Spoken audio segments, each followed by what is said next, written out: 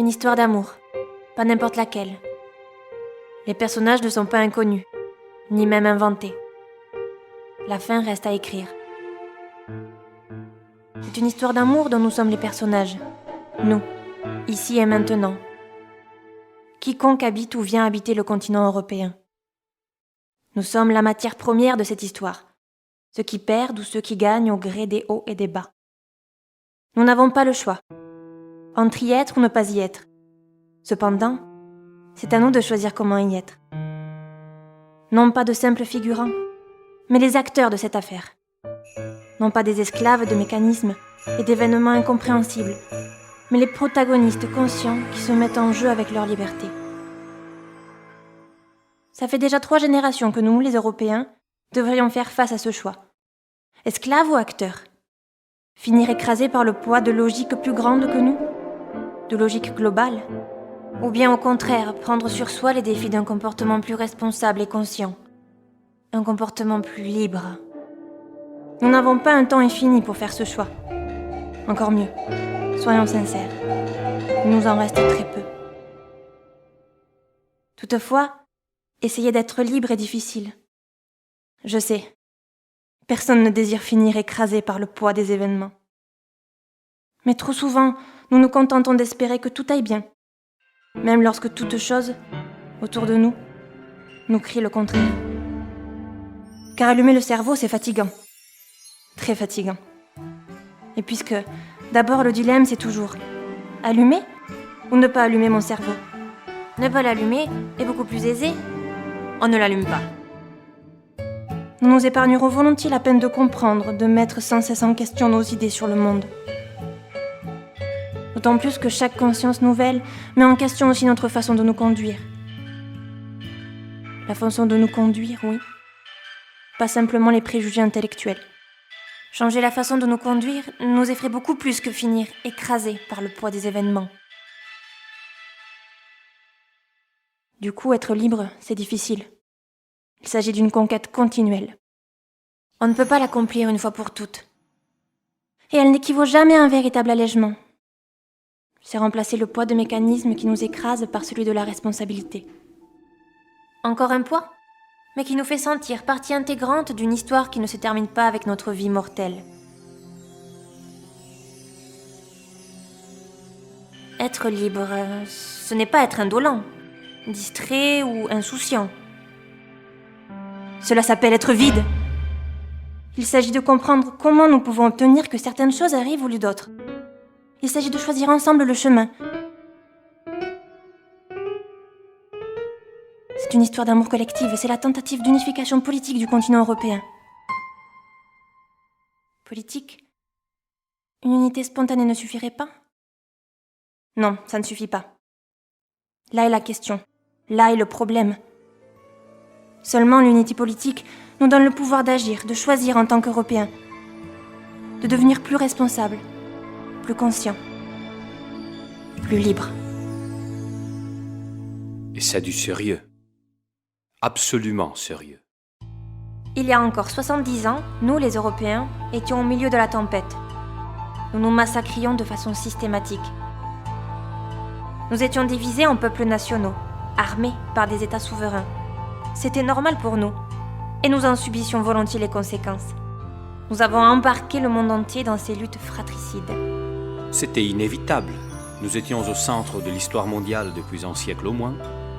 Seulement, lutte après lutte, nous nous sommes détruits et nous sommes passés au second plan. Le premier rôle a été pris par d'autres États, incommensurablement plus grands que le nôtre. Depuis lors, nous avons cessé d'être réellement souverains, c'est-à-dire libres. Et depuis lors, nous essayons de le devenir à nouveau par la seule manière possible, c'est-à-dire unis. Au début, nous sommes devenus terrain de jeu pour la lutte du pouvoir entre l'URSS et les États-Unis d'Amérique. Les Américains poussent bientôt tous les pays de l'Ouest à contribuer à la défense contre leurs compétiteurs soviétiques. Ils sont même prêts à réarmer les Allemands. Mais au moins, là où les tanks américains arrivent les premiers, c'est la démocratie qui s'impose, et bien plus de liberté. Alors, quelqu'un propose, et si nous agissions directement comme Européens, si nous nous dotions d'un pouvoir supranational, C'est de là que naît le processus d'unification européenne. Non pas une histoire d'intérêt économique ou financier, mais une histoire d'amour, enflammée par un besoin moral et politique, la paix. C'est la France qui fait le premier pas, en chassant tout regret.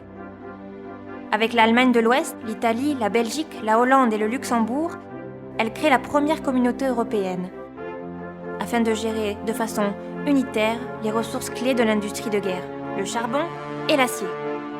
Juste après, les 6 tentent de gérer de façon unitaire l'armée elle-même, dans le cadre d'une communauté politique européenne. Nous sommes en 1954. On croit avoir l'unité supranationale à portée de main. Mais la tentative échoue de peu, et les Européens ratent leur premier rendez-vous avec l'histoire. La voie prioritaire vers l'unité se ferme tout à coup, quoique tous savent que le chemin ne peut pas s'arrêter. Car l'Europe divisée est sans avenir. C'est pourquoi on médite sans délai à l'ouverture d'une autre voie, dans l'espérance qu'un beau jour, la situation change. Cette voie s'appelle intégration. Abattons d'abord les barrières qui freinent les échanges, qui maintiennent nos sociétés petites et fermées. C'est ainsi que l'on crée la communauté économique européenne. À l'avantage de quelques groupes d'intérêt? Non, au profit de tous. C'est au démarrage du marché commun qu'on doit la croissance des années 60. Ou dans les 6 pays, et seulement dans ceux-là, qui participent aux communautés. Télévision, frigo, voiture, ils deviennent des produits de masse. On commence à produire des richesses au même rythme que les États-Unis. On croirait le paradis sur Terre. Et le succès du marché commun attire d'autres Européens aussi. Le Royaume-Uni, l'Irlande, le Danemark veulent entrer dans la communauté, tandis que la Grèce, le Portugal et l'Espagne sortent de dictature et demandent aussitôt d'y entrer. Et les Européens oublient qu'ils sont encore dépaysés, divisés et à la recherche du chemin de la maison. Le débat public ne dépasse pas les anciennes frontières nationales, et les réussites du marché commun ne se traduisent pas dans une nouvelle conscience européenne pour les citoyens du continent. Bien au contraire, les classes politiques découvrent que les succès de l'Europe sont un formidable outil de conservation de leur pouvoir et des illusions nationales. C'est pourquoi, pendant les années 70, nous découvrons que nous sommes encore sans défense face à de nouveaux événements globaux. Les règles monétaires du marché mondial changent tout à coup, le prix du pétrole monte en flèche, et l'Europe s'enfonce dans un tunnel de dépression économique, d'inflation, de terrorisme. Nous nous querellons entre nous. C'est notre relation qui entre en crise, ce qui entraîne le risque de détruire le marché commun. On ne peut pas le nier, il faut aller de l'avant. Les pouvoirs nationaux commencent à parler de monnaie européenne, de rencontres régulières entre les chefs du gouvernement, et surtout, ils décrètent l'élection directe du Parlement européen. 1979. Un des élus, Altiero Spinelli, fait comprendre aussitôt à ses collègues le peu de pouvoir qu'ils ont, tout en représentant les citoyens de l'Europe. Voilà, dit-il, le nœud qui nous maintient divisés. Les pouvoirs nationaux ont autant d'intérêt à s'intégrer, ils en ont à retarder le plus tard possible l'unité. Ils ne peuvent qu'aller de l'avant, mais ils essaient de nous en faire oublier l'objectif. L'Europe unie, ça ne tombe pas du ciel. C'est aux citoyens et à leur Parlement de l'obtenir. Ainsi, le 14 février 1984, le Parlement approuve un nouveau traité qui vise à réouvrir la voie prioritaire vers l'unité politique. Et les gouvernements, que font-ils? Ils le bloquent, bien sûr. Mais au moins, ils se décident à accélérer la réalisation du marché commun. À 12, car entre-temps, la Grèce, l'Espagne et le Portugal nous ont rejoints. Toutefois, l'histoire du monde n'accorde pas de trêve. C'est la chute du mur de Berlin, un événement mondial qui engendre la fin de l'URSS et de l'ordre bipolaire. Et un événement européen. La partie orientale du continent redevient libre mais instable, et l'Allemagne se réunifie. Oh mon Dieu. Un instant. Mais pourquoi ne pas en profiter pour compléter aussi l'unification de l'Europe? C'est ainsi que nous arrivons en 1992, le traité de Maastricht. Naît alors l'Union européenne et le pacte pour la monnaie unique. C'en est fait, le but est atteint. Mais non, il s'agit de l'énième perversion des gouvernements.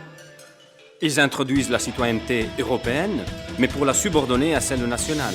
Ils palabrent de politique étrangère et de sécurité européenne, mais pour la soumettre aux négociations entre les gouvernants nationaux.